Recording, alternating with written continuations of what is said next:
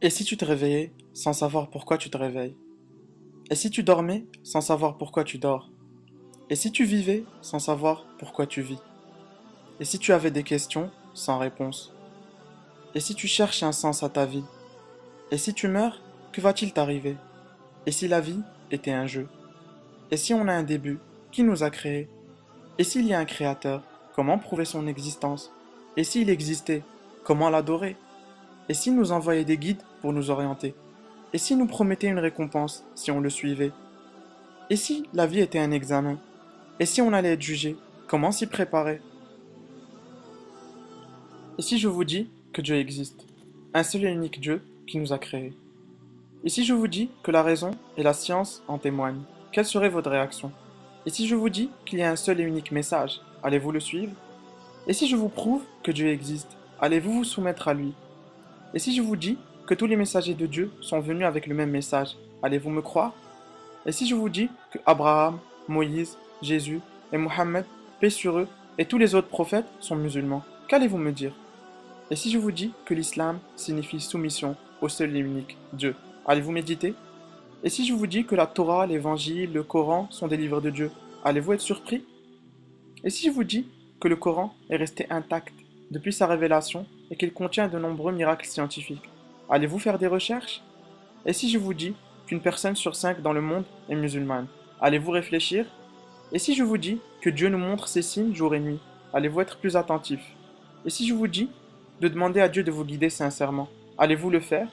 Et si je vous dis que les médias enchaînent les mensonges, allez-vous purifier votre âme de tout préjugé? Et si je vous dis que la mort est proche et l'enfer brûle, allez-vous travailler pour le paradis? Allez-vous travailler pour le paradis? L'objectif même de la vie est de se soumettre à notre Créateur, de l'adorer, d'être musulman. Une fois qu'on mettra notre confiance en Dieu, c'est là qu'on connaîtra le bonheur. C'est là qu'on aura l'impression de vivre. Muscle ton cœur, muscle ton cœur, nourris ton âme, trouve un sens à ta vie. Fais des recherches sur l'islam, car c'est la clé de la maison du bonheur.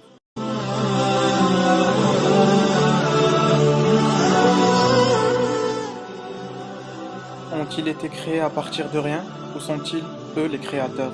Ou ont-ils créé les cieux et la terre, mais ils n'ont plutôt aucune conviction?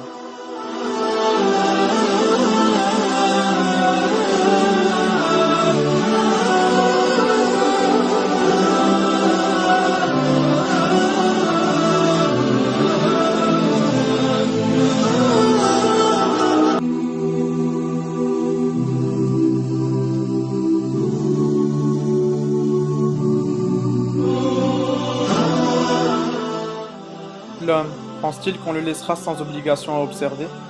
N'était-il pas une goutte de sperme éjaculée, et ensuite une adhérence? Puis, Dieu l'a créé formé harmonieusement. Puis, on a fait alors les deux éléments de couple, le mâle et la femelle. Celui-là, Dieu n'est-il pas capable de faire revivre les morts?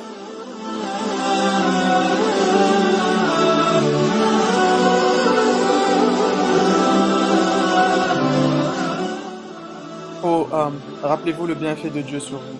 Existe-t-il en dehors de Dieu un Créateur qui du ciel et de la terre vous attribue votre subsistance? Point de divinité à part lui.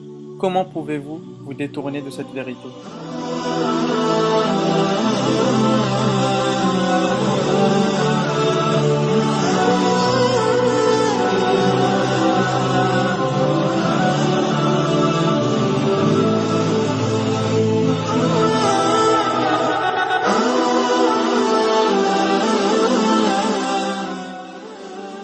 Et l'homme dit, une fois mort, me sortira-t-on vivant?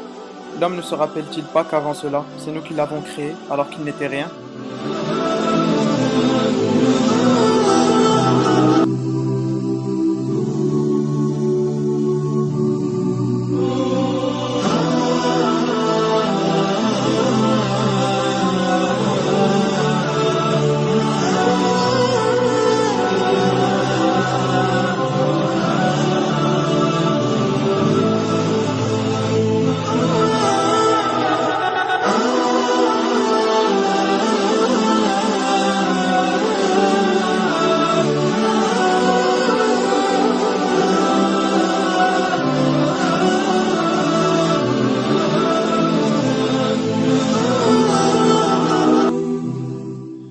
lui à qui appartient la royauté des cieux et de la terre, qui ne s'est point attribué d'enfant, qui n'a point d'associé en sa royauté, et qui a créé toutes choses en lui donnant ses justes proportions.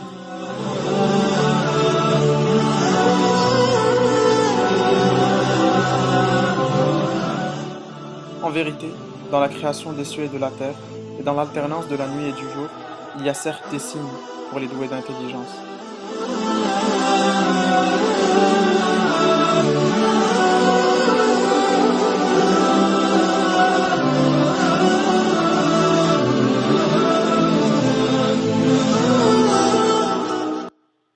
Voici un livre béni que nous avons fait descendre vers toi, afin qu'il médite sur ces versets et que les doués d'intelligence réfléchissent.